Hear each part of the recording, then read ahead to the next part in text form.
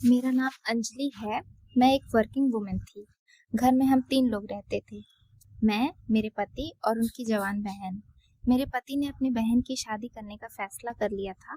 मैंने तभी आइडिया लगा लिया था कि ये शादी मेरे लिए किसी मुसीबत से कम नहीं होगी। उस दिन मैंने नई ड्रेस पहनी थी, महंगा परफ्यूम लगाया था, अच्छे से तैयार होकर अपने महल जैसे घर में बैठी चाय पी रही थी। सब कुछ अच्छा चल रहा था। जिंदगी में कोई कमी नहीं थी, बल्कि मुझे तो ये लगता था कि हम सबसे ज्यादा खुशनसीब लोग हैं। मेरे पति जतिन का बिजनेस दिन ब दिन तरक्की कर रहा था। मुझे किसी बात की कोई फिक्र नहीं थी। मैं खुद भी जॉब किया करती थी। हम दोनों पति पत्नी मिलकर खूब पैसा कमा रहे थे। एक दिन मेरे पास फोन आया जिसने मेरी पूरी जिंदगी बर्बाद कर दी। भैया से बात करवा दीजिए, मुझे उनसे बहुत जरूरी बात करनी है। ये मेरी नंद की आवाज थी, जिसमें अजीब बेचैनी थी। मैंने गुस्से में फोन रख दिया और जतिन को बुलाया। मैंने सोचा अब पता नहीं क्या नई परेशानी खड़ी हो जाएगी। कुछ लम्हे बाद ही जब जतिन मेरे पास आए तो सीरियस होकर कहने लगे, मेरी बहन गरिमा की शादी तय हो गई है। मैंने हैरानी से उनकी तरफ देखा, क्योंकि इससे पहले कोई बातचीत नहीं हुई थी। मैंने पूछा, कौन है लड़का? लड़का करता क्या है? उसका परिवार कैसा है? जतिन ने कहा, अच्छी और शरीफ फैमिली से है, लेकिन अभी तक उसकी नौकरी नहीं लगी है। पढ़ा लिखा है, जल्दी ही सेट हो जाएगा। ये सुनते ही मेरा दिमाग घूम गया। क्या मतलब, अभी नौकरी पर भी नहीं लगा है? तुम अपनी बहन की शादी किसी बेरोजगार से कर रहे हो, और पैसों का खर्च कौन करेगा? क्या लड़के वाले कुछ कर रहे हैं?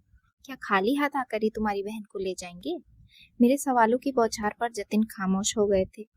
मुझे आइडिया हो गया था कि ये शादी पूरी तरीके से हमारे खर्चे पे होने वाली है। कुछ दिन बाद मेरी नंद की शादी जोर शोर से होने लगी। लाखों रुपए पानी की तरह बहाए जा रहे थे। हर जगह खुशी का माहौल था, लेकिन मेरे दिल में गुस्से की आग भड़क रही थी। मैंने खुद से कहा कि ये सब मेरे बच्चों के हक पर डाका है। मेरी नंद के महंगे कपड़े और जेवर, महंगे मैरिज हॉल की बुकिंग, ऊपर से महंगे तोहफे, ये सब मेरे पति के पैसों से हो रहा था। शादी बहुत ही अच्छे तरीके से हुई थी, मगर मेरे दिल में एक बेचैनी सी थी, जैसे कुछ बर्बाद होने वाला था। और फिर वो समय आया जब मेरी नंद विदा होकर अपने पति के साथ चली गई। मुझे लगा अब मुझे सुकून मिल जाएगा, मगर ये खुशी ज्यादा समय तक नहीं रह सकी। कुछ ही हफ्ते बाद गरिमा का फोन आया, भैया घर का किराया देना है, कुछ पैसे भिजवा दो। मैंने अपने पति की तरफ देखा। वो बिना कुछ कहे पैसे निकालने लगे। मैं खामोश रही, मगर दिल में सोचा, ये पहला मौका है, लेकिन आखिरी नहीं होगा। वो आगे भी मेरे पति से पैसे मांगती रहेगी। और ऐसे ही हुआ। मेरी सोच बिल्कुल ठीक साबित हुई। पहले किराया, फिर बिजली का बिल, फिर दवाइयों के पैसे, एक के बाद एक गरिमा ने किसी न किसी बहाने मेरे पति के सामने हाथ फैलाती जा रही थी। मैंने एक दिन गुस्से में अपने पति से कहा, आखिर ऐसे कब तक चलेगा? उन्होंने जवाब दिया, जब तक वो अपने पैरों पर खड़ी नहीं हो जाती। उनके जवाब से मेरा गुस्सा और बढ़ गया था। मुझे आइडिया हो चुका था कि गरिमा अब हमारे सर पर हमेशा हमेशा के लिए बोझ बनने वाली है, और मैं उसे ये इजाजत नहीं दे सकती थी। पहले भी हमने उसके लिए काफी कुछ किया है। माता पिता के मरने के बाद उसे पढ़ाया लिखाया, उसकी शादी कर दी, पर अब भी वो हमें सुकून से नहीं छोड़ रही है। मैंने फैसला कर लिया था कि कुछ न कुछ तो करना ही पड़ेगा। गरिमा को सबक सिखाना होगा, और ऐसा सबक कि वो दोबारा मदद मांगने के लिए काबिल ही ना रहे। एक दिन मैंने अपने पति से बात की और कहा कि पहले हम उसके लिए काफी कुछ कर चुके हैं। ऐसे भला कहाँ लिखा है कि शादी के बाद भी हम उसकी मदद करते रहे? मेरे पति ने गुस्से में कहा, मगर वो हमेशा सब्र से काम लेती है, और वो मेरी बहन है, मुसीबत में है, मैं उसे इग्नोर नहीं करूंगा। मैंने कहा, अगर उसके पति की नौकरी नहीं लगी है तो इसमें हमारी क्या गलती है? हम कब तक उसका बोझ उठाते रहेंगे? इस बार मुझे जतिन ने कोई जवाब नहीं दिया। अगली बार जब गरिमा हमारे घर आई, मैंने जतिन को अंदर भेज दिया और खुद दरवाजे पर आकर खड़ी हो गई और गुस्से से कहा, आ गई तुम? अब क्या मांगने आई हो?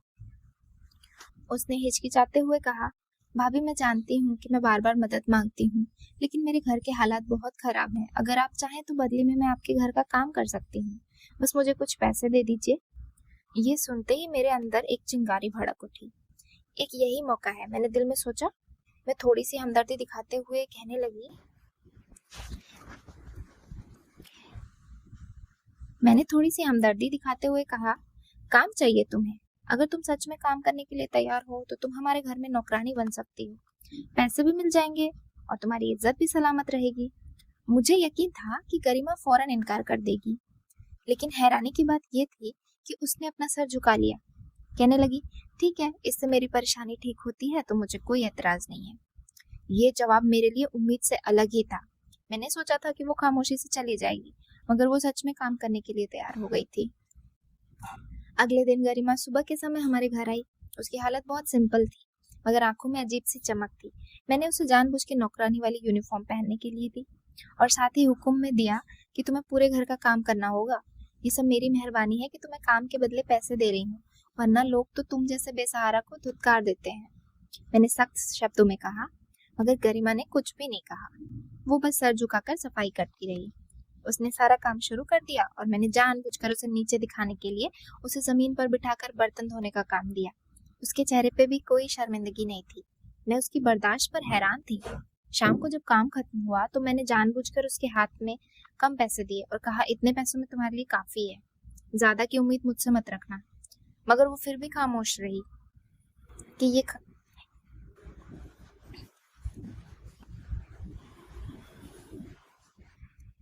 और उसकी यही खामोशी मुझे बेचैन कर रही थी। मुझे ऐसा लगता था कि जैसे मैं जीतने के बावजूद भी हार रही हूँ। एक दिन मैंने फैसला कर लिया था कि अब ये तमाशा खत्म हो जाना चाहिए। मुझे उसे हमेशा हमेशा के लिए इस घर से निकालना था। अगले दिन मैंने अपने सबसे कीमती हीरे की अंगूठी अलमारी से निकालकर एक जगह छुपा दी। गरिमा हमेशा की तरह काम में बिजी थी। जैसे ही वो किचन में बर्तन धो रही थी तो मैंने मौका देखकर सबके सामने शोर मचाना शुरू कर दिया। मेरी अंगूठी गायब हो गई है, पता नहीं कहाँ चली गई, अभी तो यहीं पर रखी हुई थी। एक नौकरानी ने हैरानी से मेरी तरफ देखा। गरिमा ने भी अपने हाथ रोक दिए थे और मुझे उलझन में देखने लगी। कहने लगी, भाभी आपकी अंगूठी कहाँ जा सकती है, घर में तो सिर्फ हम ही लोग हैं, कोई आया भी नहीं है। मैंने गरिमा की तरफ घूरते हुए ताना देते हुए अंदाज में कहा, काम तो तुम ही लोग कर रही हो। मेरा अंदाज बिल्कुल साफ था। सच सच बताओ, मेरी अंगूठी किसने ली है? गरिमा ने फौरन मेरी तरफ देखते हुए कहा, भाभी मैंने कुछ नहीं लिया है, मैं तो आज आपके कमरे में भी नहीं गई हूँ, इधर उधर कहीं काम कर रही हूँ।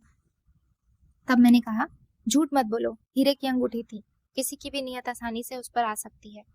उसने कहा, भाभी आप ये कैसी बातें कर रही हो, आप चाहो तो मेरी तलाशी ले सकते हो। मैंने मौके का फायदा उठाया और फौरन ऊंची आवाज में कहा, बिल्कुल तलाशी ही ली जाएगी तुम्हारी।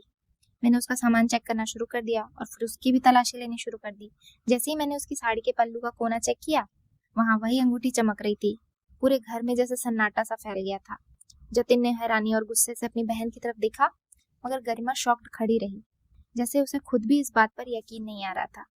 मैंने चिल्ला के कहा, क्या हरकत है, अंगूठी तुम्हारे पास कैसे आई? तुमने ही चुराई है ना मेरी अंगूठी, और कहती हो कि चाहो तो मेरी तलाशी ले लो। उसकी आंखों में आंसू आ गए, मगर वो अभी भी कुछ नहीं कह रही थी, खामोश खड़ी हुई थी। मैं अभी उसकी और इंसल्ट करना चाहती थी। मैंने अपने पति के सामने उसे खरी खोटी सुनानी शुरू कर दी थी। कहा कि हमने तुम पर मेहरबानी की, रहम खाया, तुम्हारी मदद की, और तुमने हमारे घर में चोरी की। तुम्हें शर्म आनी चाहिए। इस बात पर मेरे पति भी बोल पड़े थे। उन्होंने कोई सख्त बात तो नहीं कही, मगर उनकी आंखों में मायूसी छाई हुई थी। आखिरकार उन्होंने थके हुए शब्दों में कहा, गरिमा बेहतर यही होगा कि अब तुम अपने घर चली जाओ, यहाँ तुम्हें आने की कोई जरूरत नहीं है। ये सुनते ही मेरे दिल में खुशी की लहर दौड़ गई। मुझे लगा अब मेरी जीत का लम्हा आ गया है। मैंने खुशी से एक गहरी सांस ली, मगर जाहिर कुछ नहीं होने दिया। गरिमा ने एक आखिरी नजर मुझ पर डाली। उसकी आंखों में कोई गुस्सा नहीं था, बस दुख दिखाई दे रहा था, शायद इस बात का कि उसको अपने ही रिश्तेदारों ने उस पर भरोसा नहीं किया। वो खामोशी से अपनी हालत संभालते हुए बाहर निकल गई। मैं बहुत खुश थी, लेकिन मेरे पति काफी देर तक खामोश बैठे रहे। मैंने माँ का देखकर अपने चेहरे पर अफसोस भरे एक्सप्रेशन उभारे और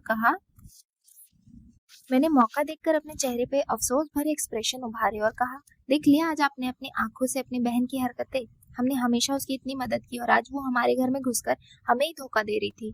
जतिन ने गहरी सांस ली और सिर्फ इतना कहा, मुझे उम्मीद थी कि वो ऐसा नहीं करेगी, लेकिन शायद मैं गलत था। मैं तो उनकी बातों से अंदर ही अंदर बहुत खुश हो रही थी। अब ये परेशानी हमेशा हमेशा के लिए खत्म हो चुकी थी, मगर मैं ही जानती थी कि किस्मत ने मेरे लिए एक और खेल तैयार करके रखा है। मगर मैं नहीं जानती थी कि किस्मत ने मेरे लिए एक और खेल तैयार करके रखा हुआ है। एक ही रात में अचानक सब कुछ बदल गया। एक ही रात में हमारी जिंदगी को पूरी तरीके से पलट दिया। वो एक मामूली सी रात थी। मैं और मेरे पति अपने कमरे में बैठे हुए थे। घर की सारी लाइट्स ऑफ हो चुकी थी और सारे नौकर भी अपने अपने कमरों में जा चुके थे। मैं और मेरे पति सो रहे थे। मैं गहरी नींद में गुम थी।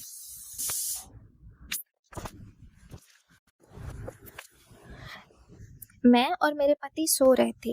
मैं गहरी नींद में गुम थी जब अचानक तेज आवाज सुनाई दी। दरवाजा तोड़ दो, पैसे निकालो वरना जान से मार दिए जाओगे। मेरी आंखें अचानक घबराकर खुल गई। मेरे पति भी हड़बड़ाकर उठ बैठे थे। घर के हाल में चिल्ली पुकार हो रही थी। चोर हमारे घर में घुस आए थे। मैंने दबी दबी चीज निकलते हुए कहा, चोर चोर चोर। जतिन ने अपना मोबाइल उठाया, लेकिन तभी एक गरजदार आवाज आई। जतिन ने अपना मोबाइल उठाया, लेकिन तभी एक गरजदार आवाज आई। दो नकाबपोश हमारी आंखों के सामने ही खड़े हुए थे। उन्होंने मेरे पति की तरफ गन करते हुए कहा, खबरदार अगर पुलिस को बुलाने की कोशिश की तो। हम दोनों कांप रहे थे। फिर दरवाजा जोर जोर से बजने लगा। मुझे लगा सब कुछ खत्म हो चुका है। कुछ ही मिनट में सब कुछ लूट चुका था। हम बर्बाद हो गए थे। वो चोर जेवर, नकदी और सारा कीमती सामान लेकर जा चुके थे। घर का एक कोना खाली सा लग रहा था। मैं अपना सर पकड़कर जमीन पर बैठ गई। आंखों में लगातार आंसू निकल रहे थे। हे भगवान, ये सब कुछ कैसे हो गया? हमारा सब कुछ बर्बाद हो गया। वो सब कुछ ले गए। मैंने कांपती हुई आवाज में अपने पति से कहा। वो भी खामोश बैठे हुए थे और लॉकर को देख रहे थे, जो कि अब पूरी तरीके से खाली हो गया था। उनके चेहरे पे भी अजीब सी सीरियसनेस थी, जैसे वो किसी और ही ख्याल में खोए हुए। फिर उन्होंने एकदम कहा कि ये गरिमा की बद्दुआ तो नहीं है। उनकी बात सुनकर मेरा दिल एक लम्हे के लिए कांप गया। क्या ये सच में बद्दुआ थी? गरिमा की बद्दुआ, क्योंकि वो मेरी खामोशी यहाँ से पलट कर चली गई थी। कुछ कहे बिना क्या वो अपनी तकलीफ के बदले हमें कोई बद्दुआ देकर गई थी, जो हम पर पलट कर आ गई? मेरे पति की आंखों में आंसू थे। उनको डर लगने लगा था। उनका यही कहना था कि क्या सच में हमने उसके साथ बहुत बुरा किया? क्या उसके साथ अत्याचार किया था? क्या मेरी बहन चोर नहीं थी? अगर वो बेकसूर थी तो हमने उस पर कितना बड़ा इल्जाम लगा दिया। जतिन की बातें मेरे अंदर एक अजीब सी बेचैनी पैदा कर रही थी। मैं जानती थी अगर मैंने उनको बता दिया कि सच में उसने चोरी नहीं की, तो सिर्फ मैंने उस पर इल्जाम लगाया था, तो वो मुझे बहुत डांटेंगे और ऐसे समय में तो मुझे छोड़ भी सकते हैं। मेरे पास 2 छोटे छोटे बच्चे थे। मैंने बात को टालने के लिए जबरदस्ती कहा, नहीं, ये सब इत्तेफाक भी तो हो सकता है। ये सब गरिमा की वजह से नहीं हुआ है। चोर तो अमीर घरों में अक्सर आ ही जाते हैं। मगर मैंने खुद अपनी आवाज में झूठ की झलक महसूस की थी। मेरे बच्चे भी बुरी तरह से डरे हुए थे। अगले कुछ ही दिनों में हर चीज बदलने लगी थी। पहले हमारा पूरा घर खाली हो गया था। फिर धीरे धीरे कारोबार में भी नुकसान होने लगा। फिर मेरे पति के कुछ करीबी दोस्त ने भी उनसे दूरी बनानी शुरू कर दी थी। मुझे महसूस होने लगा कि जैसे हर चीज हाथ से निकलती जा रही है। मैंने हमेशा खुद को मजबूत समझा था। मैं उन औरतों में से थी जो सिर्फ अपने पति की ही कमाई पर जीती थी, बल्कि मेरे पास भी एक अच्छी नौकरी थी और मेरी नौकरी हमेशा मुझे ये एहसास दिलाती थी कि मैं किसी पर बोझ नहीं हूँ। लेकिन फिर एक दिन ऑफिस से एक ईमेल आई, मिसेस अंजलि पाठक, हमें अफसोस है कि कंपनी की फाइनेंशियल कंडीशन को मद्देनजर रखते हुए कुछ एम्प्लॉयज को जॉब से फायर करना पड़ रहा है और आप भी उनमें शामिल हैं। ये देखते ही मेरी आंखों के आगे अंधेरा छा गया था। ऐसा कैसे हो सकता है? मैं तो एक बेहतरीन परफॉर्मर थी। मेरी कंपनी मुझे ऐसे कैसे निकाल सकती है? मुझे उन लोगों से ऐसी उम्मीद नहीं थी। मैंने फौरन अपने बॉस को कॉल की और उनसे सवाल किया कि आखिर आपने मुझे क्यों निकाला। उन्होंने साफ कह दिया था कि ये फैसला बदला नहीं जा सकता। मैंने खुद को संभालने की कोशिश की, मगर मैं खुद पर कंट्रोल नहीं कर पा रही थी। मेरी आंखों से लगातार आंसू बह रहे थे, क्योंकि मेरी नौकरी मेरे लिए बहुत स्पेशल थी। काफी देर रोने के बाद मैंने सोचा, चलो कोई बात नहीं, जतिन की कमाई तो अभी भी है ना, वो तो नौकरी कर रहे हैं, घर जैसे तैसे चल जाएगा। मगर जब मैं उन्हें ये खबर सुनाई तो उनके चेहरे पे कोई हैरानी नहीं थी। वो कुछ देर खामोश बैठे रहे, फिर धीरे से कहने लगे, मेरी कंपनी का भी बुरा हाल है। कल ही 3 बड़े क्लाइंट्स ने डील कैंसिल कर दी है। मैंने झटके से उनकी तरफ देखा और कहा, आपने इस बारे में मुझे पहले क्यों नहीं बताया? उन्होंने कहा, मैं तुम्हें परेशान नहीं करना चाहता था, लेकिन सच ये है कि कंपनी लॉस में जा रही है। मैंने पहले भी कुछ लोन ले रखा था। अगर हालात ऐसे ही रहे तो हमें अपना घर भी बेचना पड़ सकता है। ये सुनते ही मेरे पैरों तले जमीन निकल गई। कुछ दिन बाद जब हालात बदल होने लगे तो हमने अपने करीबी रिश्तेदार से मदद मांगने की सोचा। अब हमारे बच्चों की पढ़ाई भी रुक गई थी। बच्चे घर में ही रहने लगे थे, न ट्यूशन न स्कूल, कहीं नहीं जा रहे थे। एक दिन मैंने अपनी एक अमीर फ्रेंड को फोन किया, जिसके साथ में हमेशा महंगे रेस्टोरेंट में बैठ के जिंदगी का मजा लेती थी। मैंने उसे फोन करके कहा, यार तुम्हें आइडिया नहीं है कि मैं कितने मुश्किल समय से गुजर रही हूँ। अगर तुम मेरी कुछ मदद कर सको तो। मैंने अपनी बात अभी पूरी भी नहीं की थी कि वो हंसते हुए कहने लगी, तुम्हारी कंडीशन के बारे में सुन के अफसोस हुआ, लेकिन तुम जानती हो कि मैं खुद भी काफी बिजी रहती हूँ, बस तुम्हारे लिए प्रार्थना कर सकती हूँ। इतना कहकर उसने फोन बंद कर दिया। मुझे लगा जैसे किसी ने एकदम मेरे मुंह पे तमाचा मार दिया हो। जिस दोस्त के साथ मैंने हमेशा अच्छा समय गुजारा था, आज वही मुझे नजरअंदाज कर रही थी। जतिन के जानने वाले लोग भी अब उनका ना तो फोन रिसीव करते थे और ना ही उनसे बात करते थे। रिश्तेदार बहाने बनाने लगे थे। दिन हफ्तों में और हफ्ते महीनों में बदलते गए, मगर हमारे हालात सुधरने के बजाय दिन ब दिन बिगड़ते जा रहे थे। मैंने मैंने अपनी नौकरी को दी थी मेरे प... मैंने अपनी नौकरी खो दी थी, मेरे पति का भी कारोबार लगातार नुकसान में जा रहा था और अब हमें अपनी ज़रूरतों के बारे में भी सोचना पड़ रहा था। मैं जो हमेशा गर्व से कहती थी कि हमारे पास सब कुछ है, हमें कभी किसी की मदद लेने की ज़रूरत नहीं पड़ती, बल्कि लोग हमसे मदद मांगते हैं, आज मैं एक एक रुपए का हिसाब रखने पर मजबूर हो चुकी हूँ। घर के अंदर का माहौल बहुत अजीब हो चुका था।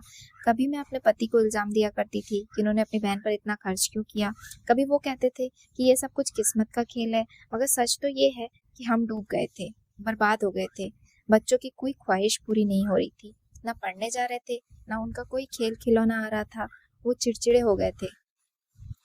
एक दिन मैंने नौकरी के लिए अलग अलग जगह पर अप्लाई किया, मगर कहीं से जवाब नहीं आया। मैं जिस कंपनी में काम करती थी वहां भी दोबारा बात करने की कोशिश की, मगर जवाब वही मिला कि आपको अब कंपनी में शामिल नहीं किया जा सकता। मैंने दांत पीसते हुए फोन रख दिया। आखिर ऐसा कैसे हो सकता है? हमने किसी का कुछ भी नहीं बिगाड़ा था, फिर हमारे साथ ये सब क्यों हो रहा था? मैं झुंझला कर कहा तो मेरे पति ने मुझे गहरी नजरों से देखा और धीमे शब्दों में कहने लगे, क्या सच में हमने किसी का कुछ नहीं बिगाड़ा? मेरे दिल की धड़कन कुछ लम्हे के लिए रुक गई थी। क्या ये गरिमा की बात कर रहे हैं? फिर मैं अपने दिमाग से ये ख्याल निकाल दिया और सोचा कि ये किस्मत का खेल है, इस चीज से मेरे नंद गरिमा का कोई लेना देना नहीं है। मैंने खुद को यकीन दिलाने की कोशिश की। अब हम उस मुकाम पर पहुंच चुके थे जहाँ घर का खर्च पूरा करना मुश्किल हो रहा था। मैंने अपने कुछ पुराने दोस्तों को फ़ोन करना शुरू कर दिया था, कुछ करीबी रिश्तेदार से भी बात की थी। पहला फ़ोन मैंने अपने चाचू को किया, जो हमेशा मेरी कामयाबी पर गर्व किया करते थे। मैंने कहा, चाचू, मेरे हालात बहुत ख़राब चल रहे हैं, अगर आप हमारी कुछ मदद कर सकते हो तो प्लीज़ मैं आपकी शुक्रगुजार रहूँगी। अभी मैंने अपनी बात पूरी भी नहीं की थी कि उन्होंने हमदर्दी भरी आवाज़ में कहा, बेटा मैं तुम्हारी परेशानी समझ सकता हूँ, लेकिन मैं तो पता है आजकल सबसे मुश्किल में है, मेरा भी काम अच्छा नहीं चल रहा है। इतना कहकर इन्होंने फ़ोन रख दिया।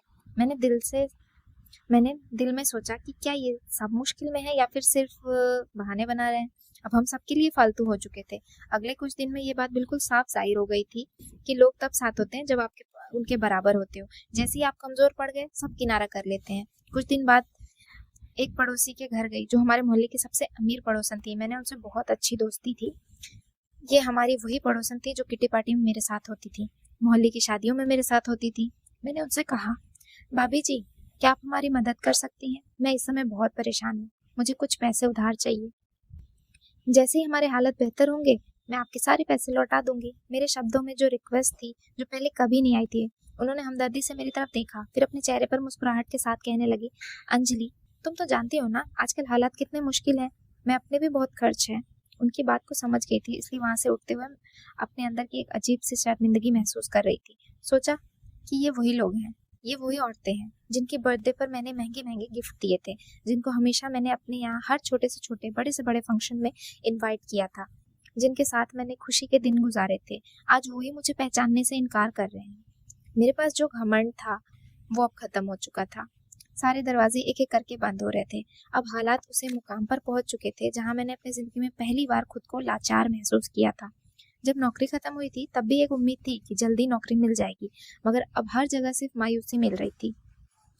मैं रोज सुबह जल्दी उठती थी। हमारे घर के सारे नौकर भी सैलरी न मिलने की वजह से काम छोड़कर चले गए थे। मुझे ही घर के सारे काम करने पड़ रहे थे।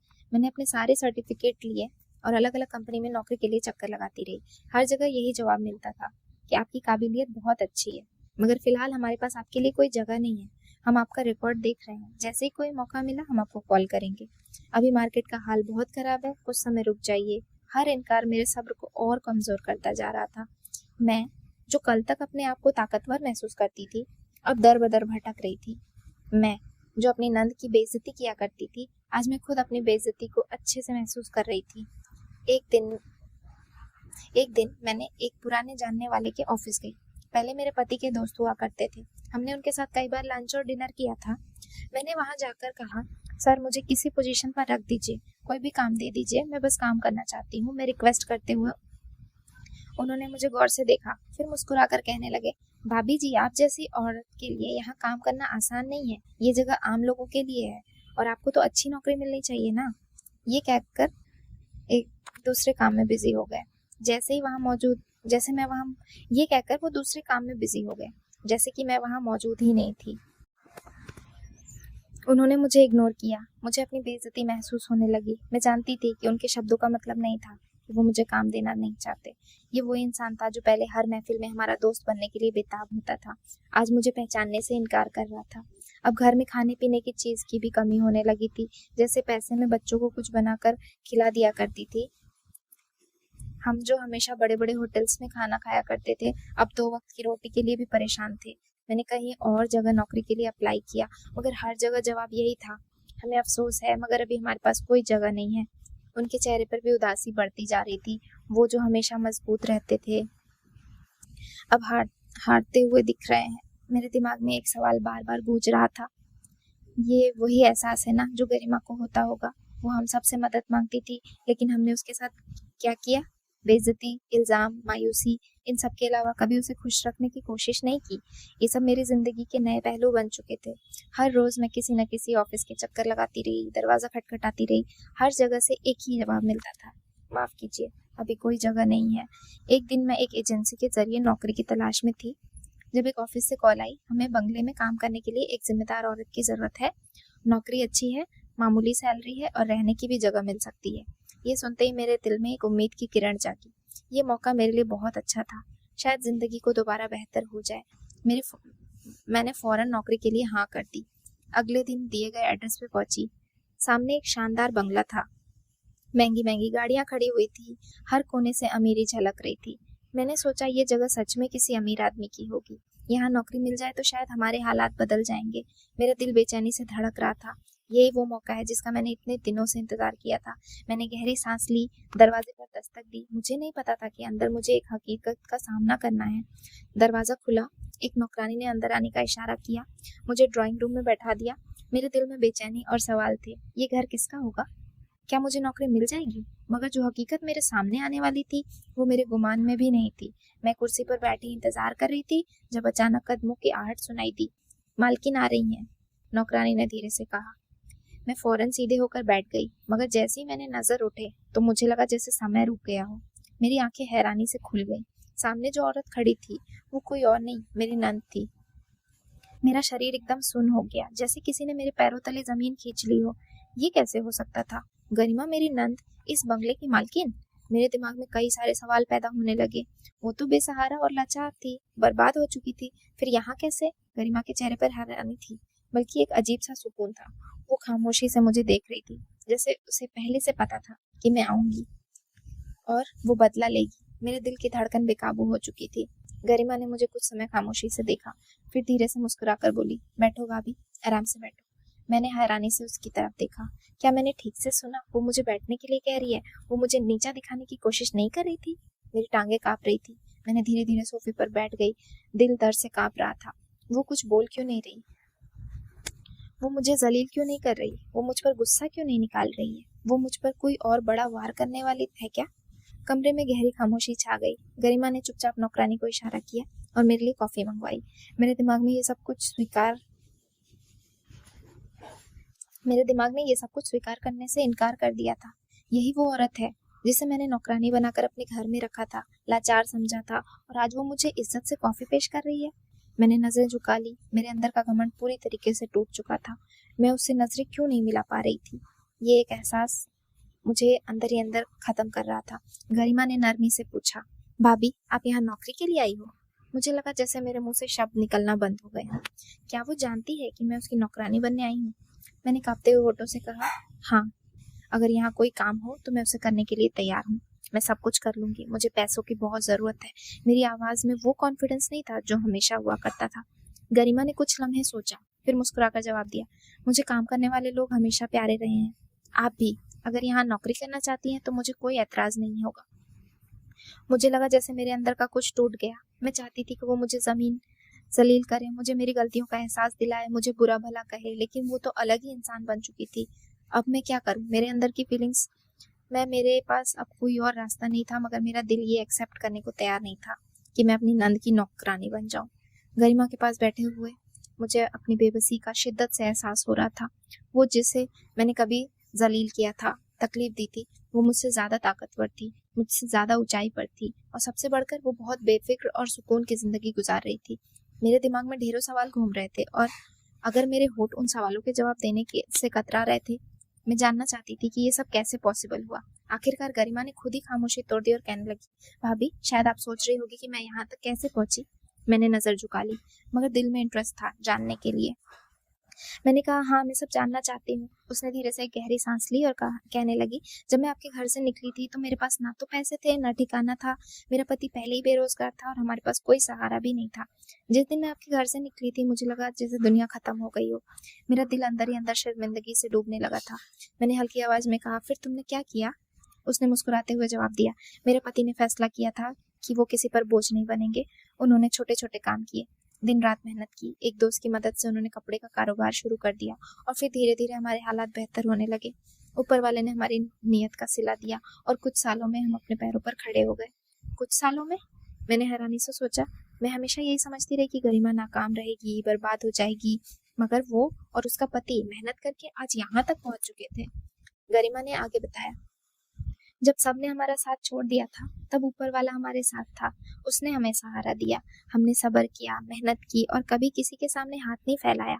ये शब्द मेरे दिल पे किसी तीर की तरह लग रहे थे और सोचने लगी कि मैं तो हर किसी के सामने मदद के लिए हाथ फैलाती रही। सबने मुझसे मुंह मोड़ लिया। गरिमा का बिहेवियर किसी जीत जैसा नहीं था। वो मुझ पर नेगेटिव कमेंट पास नहीं कर रही थी, ना ही मुझसे बदला लेने की कोशिश कर रही थी, बल्कि उसके शब्दों में एक अजीब सा सुकून था जो मुझे बेचैन कर रहा था। वो सुकून था जो तब आता जब इंसान दिल में कोई गुस्सा, जलन या नफरत ना हो। मैं खुद उसके सामने छोटा महसूस करने लगी थी। अगले दिन मेरे लिए एक नई परीक्षा शुरू हो चुकी थी। जो मैंने गरिमा के साथ किया था अब वही मेरे साथ भी होने वाला था। सुबह के समय गरिमा के घर के काम में बिजी हो जाती थी। फर्श की सफाई करना, बर्तन धोना, खाना बनाना, ये सब वही काम थे जो मैंने एक समय में उससे करवाए थे। अब मैं जब खाने के लिए जमीन पर बैठती तो गरिमा रहती, भाभी आपको जमीन पर बैठने की कोई जरूरत नहीं है, आप टेबल पर बैठ के खाना खा सकती हैं।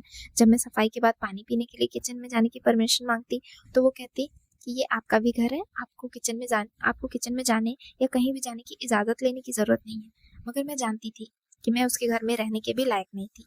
ये मेरे किए की सजा थी जो अब हर लम्हे मुझे अपनी गलतियों का एहसास दिला रही थी और शायद मुझे बदल भी रही थी। मैंने अपने पति को गरिमा के बारे में सब कुछ बता दिया था। मैंने अपने बच्चों को यहाँ नहीं ला सकती थी क्योंकि बच्चे होते तो मुझसे कोई काम नहीं होगा। मेरे पति घर में रहकर बच्चों का ख्याल रख रहे थे, हालांकि वो खुद भी इस बात से हैरान हुए थे कि उनकी बहन इतनी कामयाब कैसे हो गई। एक दिन मैं घर की सफाई कर रही थी जब मुझे एक पुराना नौकर नजर आया। वो काफी समय से इस बंगले में नौकरी कर रहा था और हर चीज जानता था। उस दिन जब मैं बर्तन धो रही थी वो मेरे करीब आया और कहने लगा, भाभी जी हमारी मालकिन बहुत ही अच्छी है। मैंने चौंक कर उसकी तरफ देखा। हाँ है तो। उसने कहा, क्या आप जानती हैं ये बंगला उन्होंने खुद नहीं खरीदा? मैंने फौरन उसकी तरफ देखा।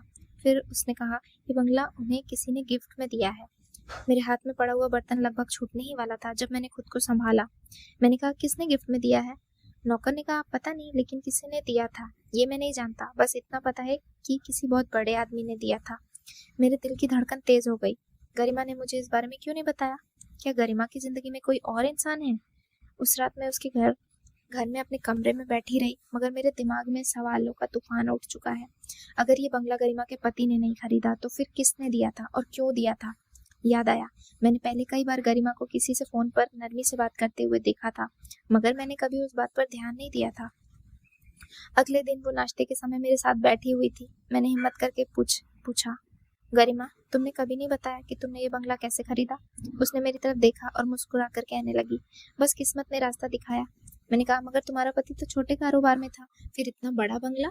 उसने कहा, कभी कभी ऊपर वाले की तरफ से मदद ऐसे रास्तों से आती है जहाँ से हम सोच भी नहीं सकते। ये जवाब मेरे लिए उलझन भरा था। गरिमा की कहानी जितनी सीधी लगती थी उतनी थी नहीं। अब मैं गरिमा पर हर समय नजर रखने लगी थी। मैं देखना चाहती थी कि वो किससे मिलती है, किससे बात करती है, कहीं कुछ ऐसा तो नहीं जो उसके पति को पता ना हो। एक शाम मैंने देखा कि गरिमा बड़ी खामोशी से बंगले के गार्डन में किसी से बात कर रही थी। मैंने धीरे से पर्दे के पीछे से छुप कर देखा। वो एक आदमी था। मैंने उसे देखने की कोशिश की, मगर उसका चेहरा मुझे दिखाई नहीं दिया। वो इंसान काफी खुशहाल लग रहा था, साफ सुथरे कपड़े, महंगी गाड़ी में आया था। ये कौन हो सकता है? अगले दिन मैंने उसे उसी पुराने नौकर से इस आदमी के बारे में पूछा। वो मुस्कुराकर कहने लगा, ये गरिमा मालकिन और उनके पति के पुराने दोस्त हैं, बहुत मददगार आदमी हैं। उसने बताया कि जब मालिक का कारोबार मुश्किल में था तो इन्होंने काफ़ी मदद की थी। इनकी वजह से कारोबार चला और उनकी ज़िंदगी में सुकून आया। मैं सोच रही थी कि क्या सच में ये मदद थी या कुछ और। ये सवाल मेरे दिमाग में बार बार घूमने लगा। आखिर वो कौन है जो गरिमा की मदद कर रहा था? अगर सब कुछ किस्मत का खेल है तो फिर ये इंसान गरिमा की ज़िंदगी में क्या कर रहा था? मैंने गरिमा से पूछने की कोशिश की। जैसे ही मैंने उसे सवाल किया तो उसने मुस्कुरा कर कहा, भाभी मुझे सवालों के जवाब वक्त खुद दे देता है, उन्हें ज़बरदस्ती जानने की ज़रूरत नहीं होती। ये शब्द मुझे बहुत तड़पा गए। अब मैंने हकीकत का पता लगाने का फैसला कर लिया था। मैंने बंगले के पुराने नौकर से खामोशी से बात की और कहा, तुम्हें सच सच बताना होगा, गरिमा की ज़िंदगी में वो इंसान कौन है और ये दौलत अचानक से कहाँ से आई है? नौकर ने एक लम्हे के लिए सोचा, फिर धीरे से कहने लगा, कहानी इतनी सीधी नहीं है जितनी लगती है। गरिमा मालकिन के पति ने मेहनत भी की, मगर एक वक्त आया जब उनका कारोबार पूरी तरीके से बर्बाद हो गया था। मैंने चौंक कर कहा, क्या? उसने कहा, जी, ये लोग बर्बाद हो गए थे, सब कुछ खत्म हो गया था। ये सुनकर मेरा दिमाग खामोश हो गया। मैंने जल्दी से पूछा, तो फिर गरिमा ने अपने पति को छोड़ने के बारे में क्यों नहीं सोचा? नौकर ने एक नजर इधर उधर डाली, जैसे कोई खतरनाक राज बताने वाला हो, और फिर धीरे से कहने लगा, ये सब बस इस अनजान आदमी के आने के बाद बदला था। मैंने कहा, ये आदमी कौन है? उसने धीरे से कहा, ये वो इंसान है जिसने गरिमा के पति को दोबारा कारोबार में ला खड़ा किया। वो उनके लिए फरिश्ता बनकर आया था, लेकिन ये इंसान कौन है ये तो हम भी नहीं जानते। मुझे जो बात सबसे ज़्यादा परेशान कर रही थी वो ये थी कि गरिमा अपने पति से ज़्यादा इस आदमी से बात करती थी, और ये आदमी गरिमा की ज़िंदगी में इतना स्पेशल क्यों है? कुछ दिन बाद मैंने एक और चीज़ नोटिस की कि जब भी उसे कोई बड़ा फैसला लेना होता है, वो अपने पति से कम और इस अनजान इंसान से फ़ोन पर ज़्यादा एडवाइस लिया करती थी। वैसा क्यों कर रही थी? अगर उसके पति का कारोबार मजबूत है तो फिर गरिमा को इस आदमी से एडवाइस लेने की क्या ज़रूरत है? ये सवाल मेरे दिमाग में घूम रहा था। वो मौका आ गया जिसे मैं बेचैनी से इंतज़ार कर रही थी।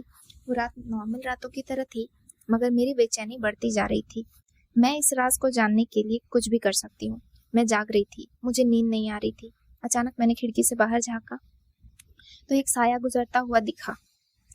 ये कौन है? मैंने दबे कदमों से चलकर दरवाजे से झाँका। मेरी आंखें हैरानी से खुली रह गई कि गरिमा इस आदमी से मिलने जा रही है।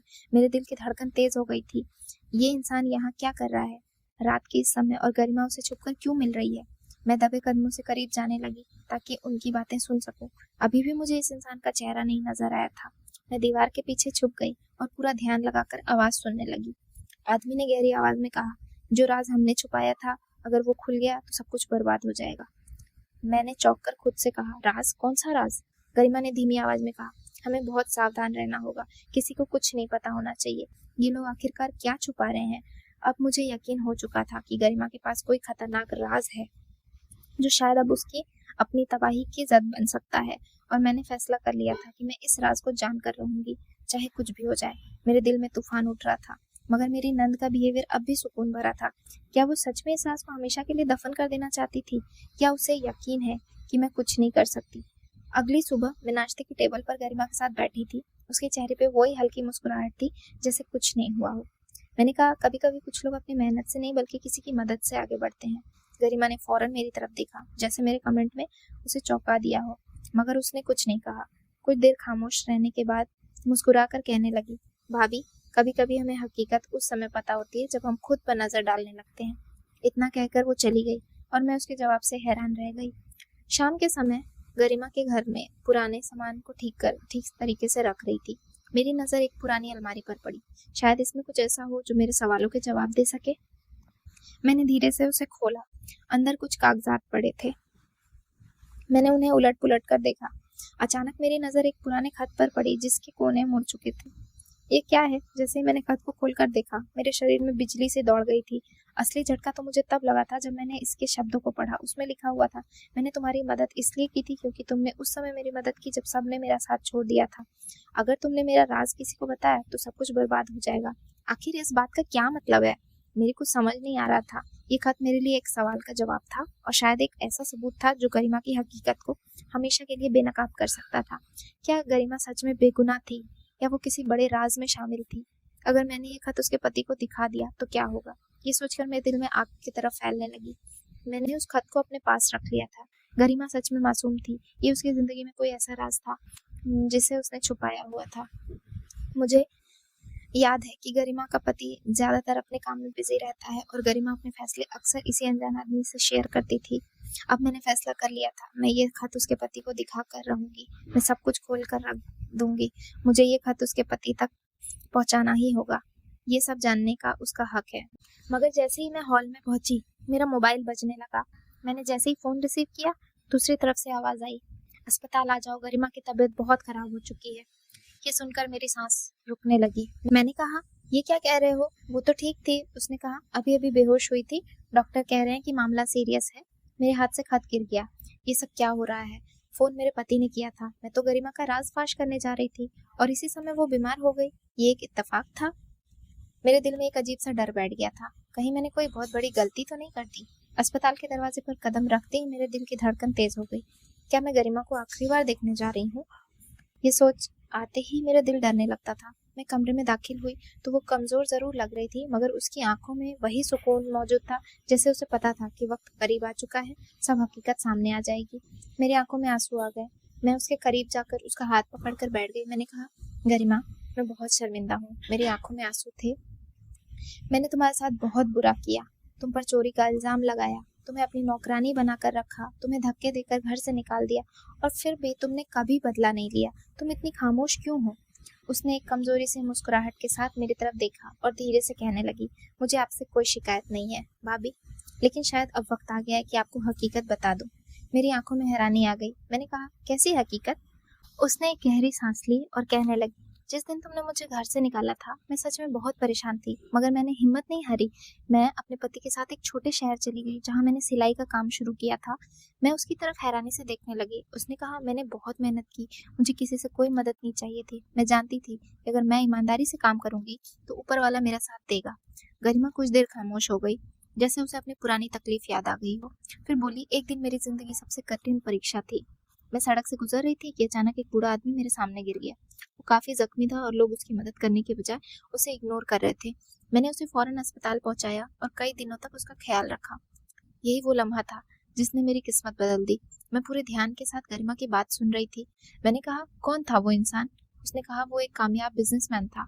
मेरी नंद ने सुकून से कहा। जब वो सेहतमंद हो गया तो मेरी ईमानदारी और मेहनत से बहुत इम्प्रेस हुआ।